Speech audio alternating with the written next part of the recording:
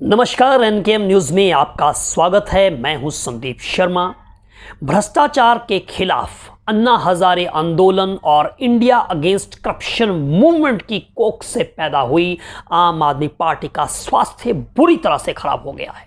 ये हम इसलिए कह रहे हैं कि पंजाब और दिल्ली के स्वास्थ्य मंत्रियों को गिरफ्तार कर लिया गया है।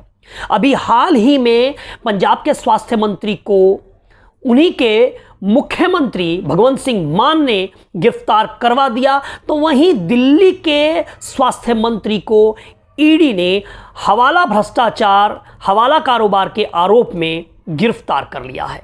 अब इस मुद्दे पर सियासत गर्मा गई है, लेकिन सवाल यहां पर यह पैदा होता है कि जिस भ्रष्टाचार का इलाज करने के लिए आम आदमी पार्टी का जन्म हुआ था, क्या आम आदमी पार्टी उसी भ्रष्टाचार की बीमारी का शिकार हो गई? लेकिन पहले सुनिए कि किस तरह से इस मुद्दे पर सियासत गर्मा गई है।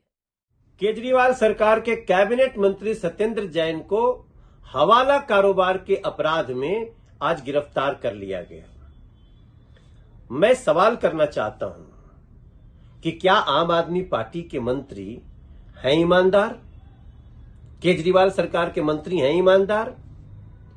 क्यों कर रहे थे हवाला कारोबार? और सबसे बड़ा सवाल है कि केजरीवाल सरकार के कैबिनेट मिनिस्टर को हवाला कारोबार करने का यह मास्टरमाइंड कौन है? कौन है जो इनको सह दे रहा था? क्या अरविंद केजरीवाल थोड़ी सी भी नैतिकता के तहत इस्तीफा देने की सोचेंगे?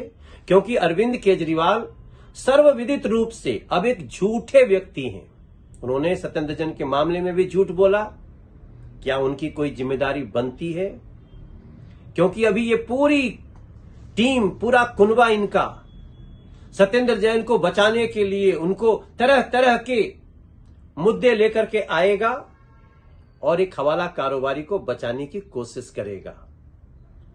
लेकिन बहुत समय के बाद, सारे साक्ष्य जुटाने के बाद आज ये गिरफ्तारी हुई है और अरविंद केजरीवाल को जवाब देना पड़ेगा इस दिल्ली को कि कहां है उनकी ईमानदारी।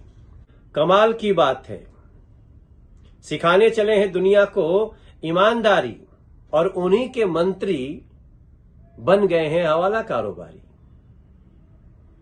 दिल्ली के कट्टर ईमानदार मुख्यमंत्री जो इस देश के अंदर राजनीति को बदलने आए थे, ईमानदार राजनीति करने आए थे, आज देख रहे हैं कि पंजाब में जब उनकी सरकार आती है तो उनके मंत्री भ्रष्टाचार के आरोप में पकड़े जाते हैं, सबूतों के साथ पकड़े जाते हैं। और दिल्ली में उनकी सरकार के मंत्री, उनके खास चहेते सत्येंद्र जैन पर भी भ्रष्टाचार के कई आरोप थे और भारतीय जनता पार्टी इस बात को कई बार कह रही थी। आज जब ईडी ने उन्हें गिरफ्तार किया है सबूतों के साथ, उन्होंने हवाला कारोबारियों के साथ संबंध स्थापित किए थे, उनके हवाला कारोबारियों से लेन देन था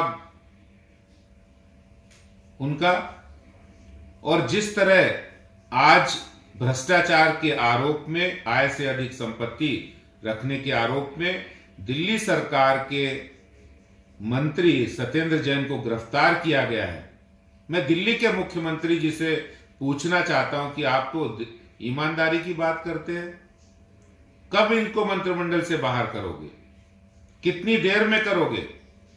आपको इतनी देर क्यों लगी और आप इतनी देर से चुप क्यों है? इसका जवाब दिल्ली की जनता जानना चाहती है। ईडी ने दिल्ली के मंत्री सत्येंद्र जैन को 8 साल पुराने एक फर्जी केस में गिरफ्तार किया है, जिस मामले में एक नहीं, 2 नहीं, 7 बार वो ईडी के सामने पेश हो चुके थे। 7 बार। कभी ईडी को उनकी गिरफ्तारी की जरूरत महसूस नहीं हुई, कभी उनकी गिरफ्तारी नहीं की गई। और इसी मामले से जोड़कर सीबीआई ने एक मामला दर्ज किया था, जिसमें सीबीआई ने कहा कि उनके पास कोई साक्ष्य नहीं, सत्येंद्र जैन को क्लीन चिट दिया। लेकिन जैसे ही सत्येंद्र जैन हिमाचल प्रदेश के इंचार्ज बनाए जाते हैं, वैसे ही भारतीय जनता पार्टी के पेट में दर्द शुरू हो जाता है। भारतीय जनता पार्टी हिमाचल प्रदेश में चुनाव हार रही है और इसी के कारण से सत्येंद्र जैन की एक फर्जी बेबुनियाद मामले में गिरफ्तारी की गई है। यह उनका उत्पीड़न है और यह भारतीय जनता पार्टी के काले चेहरे को फिर से एक बार उजागर करता है। ऐसे मामले में जिसमें सीबीआई की क्लीन चिट मिल चुकी है, आय से अधिक संपत्ति का मामला, और आप लोगों ने देखा होगा कि उस समय भी कितनी बड़ी बड़ी बातें भाजपाई चिल्ला चिल्ला के कर रहे थे। तो जांच एजेंसियों के दुरुपयोग का एक बार फिर से मामला सामने आया है।